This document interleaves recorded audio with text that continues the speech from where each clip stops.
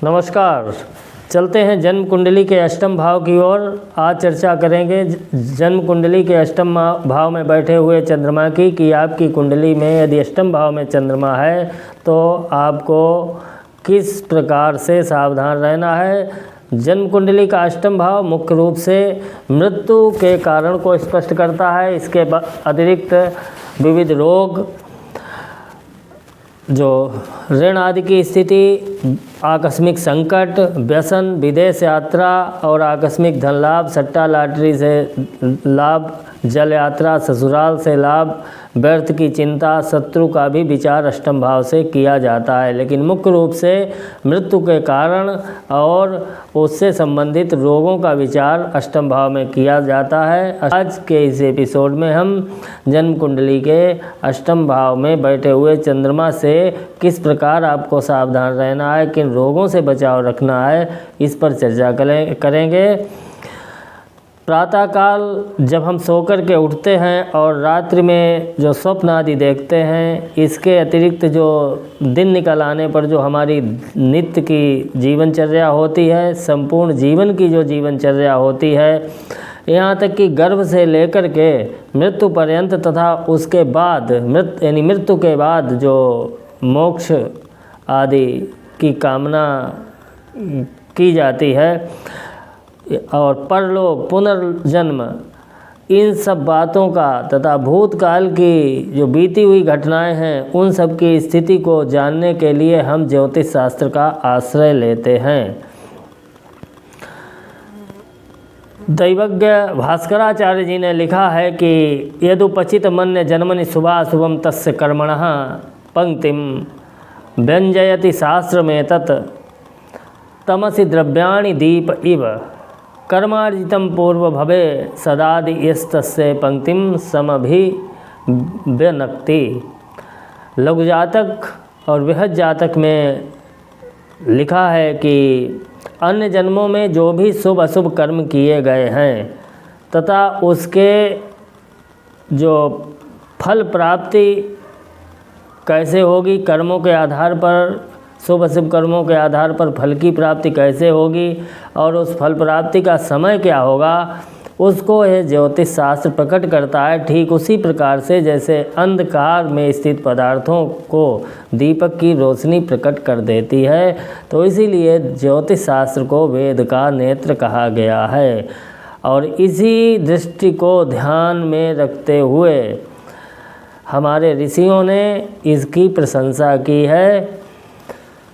यानी नेत्र, जैसे नेत्र का कार्य है सम्यक अवलोकन, ठीक उसी प्रकार ज्योतिष शास्त्र का कार्य है भूत वर्तमान भविष्य की घटनाओं का सम्यक अवलोकन।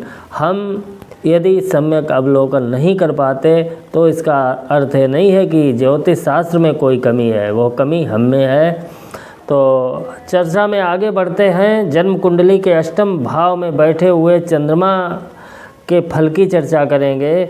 जैसा कि पूर्व वीडियो में भी 12 परिस्थितियों में चर्चा चल रही थी, ठीक उसी प्रकार आज भी सबसे पहले उच्च राशि में बैठा हुआ चंद्रमा जन्म कुंडली के अष्टम भाव में आपको जल से सावधान रहने की सलाह देता है। कभी भी यदि कि आपकी कुंडली में अष्टम भाव में उच्च राशि में चंद्रमा स्थित है तो आपको सदैव ही गहरे जल से सावधान रहने की आवश्यकता है।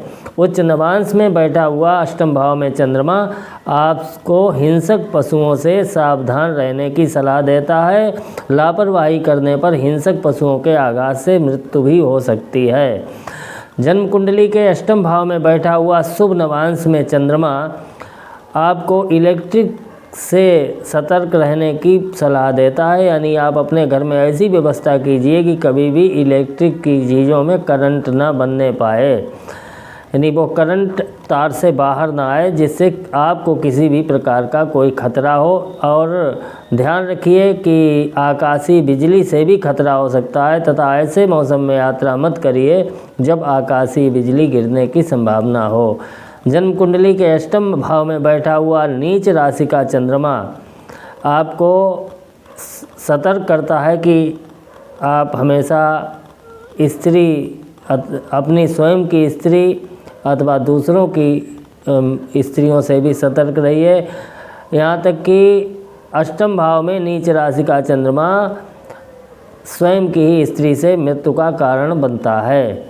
नीच नवांश में बैठा हुआ अष्टम भाव का चंद्रमा पित्त एवं कफ रोगों से आपको सतर्क रहने की सलाह देता है। यदि आपने लापरवाही की तो पित्त और कफ से संबंधित रोगों के कारण मृत्यु को प्राप्त हो सकते हैं।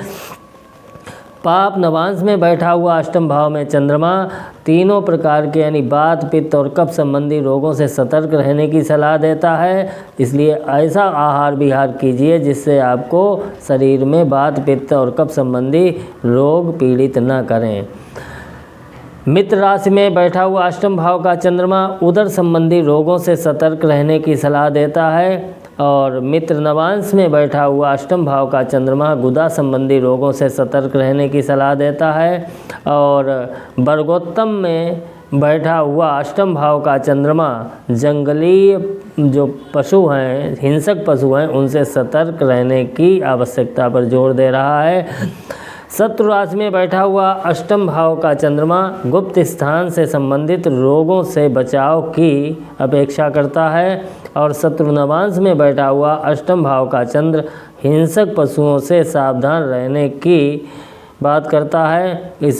और स्वराशि में बैठा हुआ अष्टम भाव में चंद्र आपको क्षय संबंधी रोगों से बचाव रखने की सलाह देता है। तो इन बातों को आप ध्यान में रखकर, यानी यदि आपकी भी कुंडली के अष्टम भाव में चंद्रमा है तो इन बीमारियों से, इन चीज़ों से आप सतर्क रहिए और लंबा एवं स्वस्थ जीवन जिएं। धन्यवाद। इसी के साथ आज के इस एपिसोड को यहीं समाप्त करते हैं। किसी भी प्रकार की ज्योतिषीय समस्या के लिए अथवा वास्तु संबंधी परामर्श के लिए आप हमारे मोबाइल नंबर 9450253563 अथवा 7007242475 पर हमसे संपर्क कर सकते हैं। आप सभी का दिन मंगलमय हो। पुनः मिलेंगे। धन्यवाद।